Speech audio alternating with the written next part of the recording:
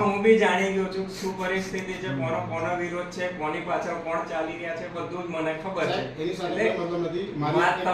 મારું એક કામ છે કે જે કામ તમે લિસ્ટ આપ્યું મારે એ બતાવી દેવાના થશે તમને. બરાબર, તમારે આવી જવાનું અને તમને બતાવી દેવાનું આવશે એ જગ્યા પર છે કે નહીં. એટલું જ છે. ચોખ્ખી વાત કે જો તાલુકા ગ્રામ પંચાયત અમારી પંચાયત છે, અમે ગામના નાગરિક છીએ, ગામની અંદર નાના મોટા કામો થતા હોય છે અને બધે થાય છે. તો ક્યાંક માનો કે 2 લાખ 5 લાખ 10 લાખ ખવાઈ ગયા કામ નથી તો અમે પંચાયતને એક વાર કહીએ 2 વાર કહીએ, પંચાયત ના સાંભળે મારા તાલુકાની અંદર તમને પાસે જવું પડે સાહેબ, કોઈ પાસે જોડે જ આવવું જોઈએ. તમે જે અરજી આપી ને એ અન્વયે તો અમારા સેમ ડે ફોટા બધું અમે તો મંગાવી લીધું.